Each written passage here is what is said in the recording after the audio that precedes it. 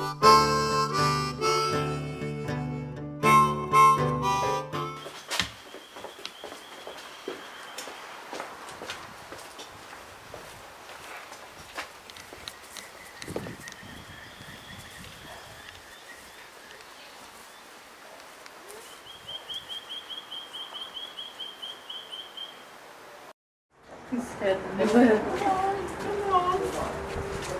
on, down the back.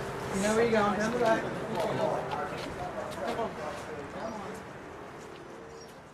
So yeah, so 12 months ago when you guys come out here, I hadn't actually done my permaculture design course yet. I just wanted to become sustainable, and within the last 12 months I've done a permaculture design course. And as you can see around the backyard, there's lots that's happened. We planted a lot of new fruit trees. We've put some new vegetable gardens in. At the moment we're getting about 50% of our food from the backyard. We've got 3 chickens down the back, Esme, Joyce and Betty. We've got our new lawnmower here, Victor, which is a rabbit. So lots has changed since last time, and we still have a lot more to do. So we still haven't got our new water tanks in to be off grid for water, and we're just about to flick our solar system on with our battery storage. So very soon we're going to be self-sufficient for our energy needs. And the next 6 months we'll be self-sufficient with our water needs. So that's the target, to Yes. be self-sufficient. Yep, at the end of the year we want to be able to consume all our own, create all our own power. And with water, with the size tanks we're going to install, about 80% of the year we'll be completely self-sufficient for water. And there's a couple of dry periods in Sydney here which we're just going to require to get it from town water, and you know that's okay. We'll save 200,000 litres of water a year by using what comes off our roof just by installing rainwater tanks. So that's 200,000 less litres of water getting used, not going down into the ocean. So last time we spoke I was still doing a lot of consulting in the insolvency industry, and now these days I do a lot of work for local councils teaching people regarding how to reduce their energy consumption.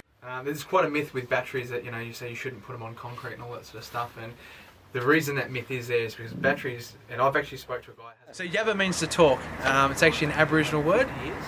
It's native Aboriginal. To talk casually is what it actually means. And I had a lot of different types of businesses, and I wanted something that described everything that I did. And I sort of sat down and I thought, well, what do I actually do? And all I do is actually talk to people. So that's why I named the business Yabba, because that's what we do. We talk and we teach people regarding lots of different things, so energy, sustainability, and yeah, it's all to talk and do it casually. So we'll be running workshops here on lots of different things, mainly focused on energy, something I'm quite passionate about. When it comes to energy consumption, if you look at the whole world as energy in total, the best thing you can do to reduce your energy is actually your food, where you get your food from. So if you can grow as much food in your backyard locally, or support local farmers, that's the biggest way you can reduce the energy consumption on the world. And then, I love and passionate about technology, and so that's why we've taken the house off grid here with our solar system and our wind turbine, our battery bank. And so we're teaching other people on how to reduce their load and take a step forward in the future to install one of these systems to go off grid. So, yeah. What we have here is an opportunity for individuals to become part of building the infrastructure, the electrical infrastructure of Australia in a sustainable, piece-by-piece manner.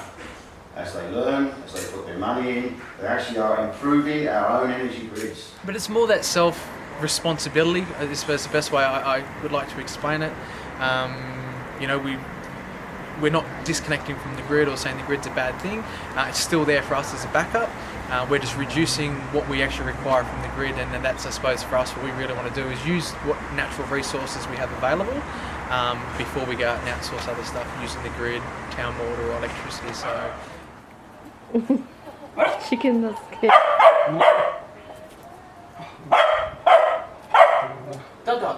Yeah, so the next few months in Blacktown, in Sydney actually, there's a month called Sustainable September. Our goal is to have the house open to the public in Sustainable September so people can come through and see what we're doing. And we want to start running more workshops just like we did this weekend to show people how easy it really is to, we're on a 650 square metre block here in Sydney, and how easy and simple it is to set yourself up to grow your own food, harvest your own eggs. So eggs, for example, we calculated we're getting close to 100 kilos of eggs per year just from the three ladies. So next is get the house finished, get a few things in, And once we're done, and even I know we're not going to be finished in September, but we're going to start people coming through here so they can see the process of what's been going on and where we're heading to. So.